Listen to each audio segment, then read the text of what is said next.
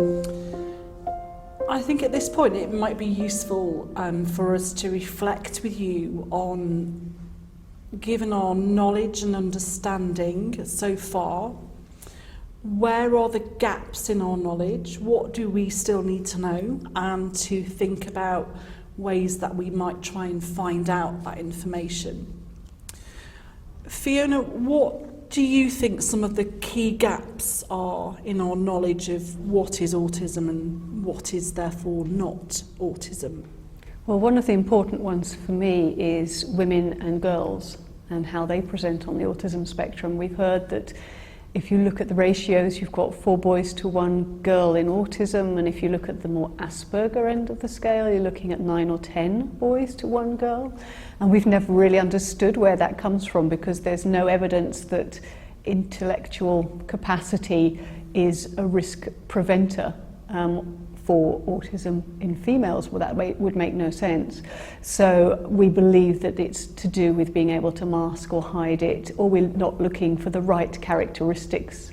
And we're starting to understand a little bit more about the presentation being a bit different in those who are on the spectrum and who are female. And so we first started to identify and talk about autism in the 1940s. And I wonder if there's a gap in our knowledge in terms of older adults who are on the autism spectrum, and so ageing and autism.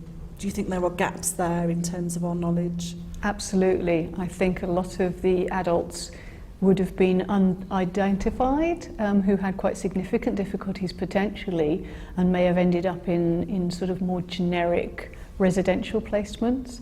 The more able adults would have been completely unidentified and undiagnosed. And certainly I get adults coming to see me for assessment who are in their 50s and 60s, who have not ever had anyone understand how they fit into the world, or for themselves to understand how they fit into the world. And then we've touched a little bit on our gaps in terms of knowledge about brain structure, about genetics, about those aspects. Where do you think the biggest gaps might be there in terms of our current understandings?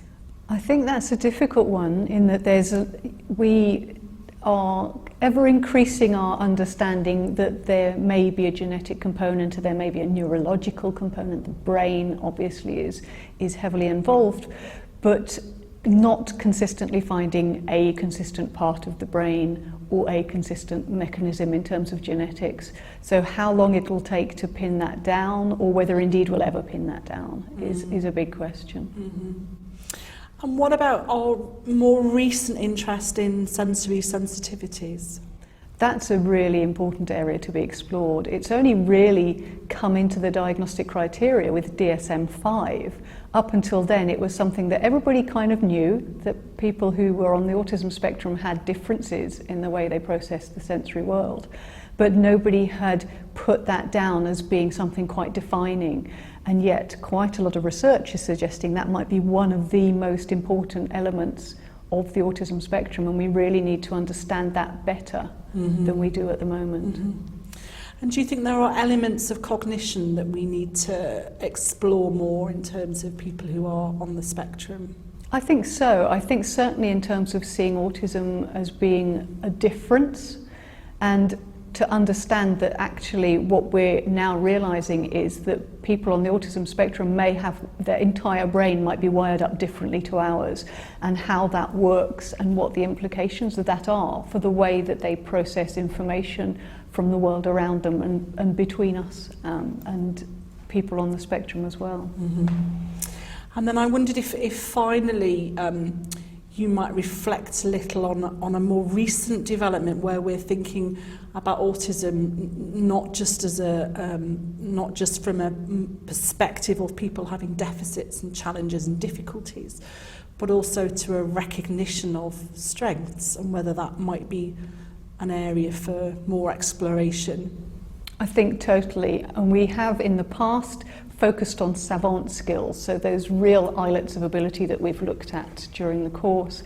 But we're increasing now to in this thought of autism as being a difference, at looking at all areas of strength, whether that's within an individual who doesn't have amazing skills of savantism, but does have areas of relative strength, and strength relative both to their own abilities, but also relative to those around them in the population, and how we can use those to aid our understanding, but also to help support those individuals and give them positive things to work for, to see it as something positive and not just to be looking always at the negatives. Mm-hmm. And then a really easy question for you to finish on, Fiona. How might we go about finding out about some of those areas that we've identified as being gaps in our knowledge? I wish I had the answer to that one. Well, research. It all boils down to continued research and asking the right questions. But I think what's hugely important now in research is to include input directly from people who are on the spectrum themselves, both as advisors and as researchers. And the fact that that's happening more now is really important, I think, to our advancing understanding. Okay, thank you very much, Fiona.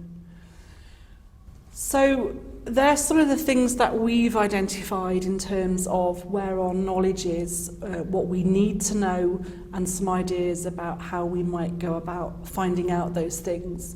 And we'd like you to reflect on your knowledge that you've either come to the course with, or things that you have thought about as a result of watching some of our clips and participating in the course.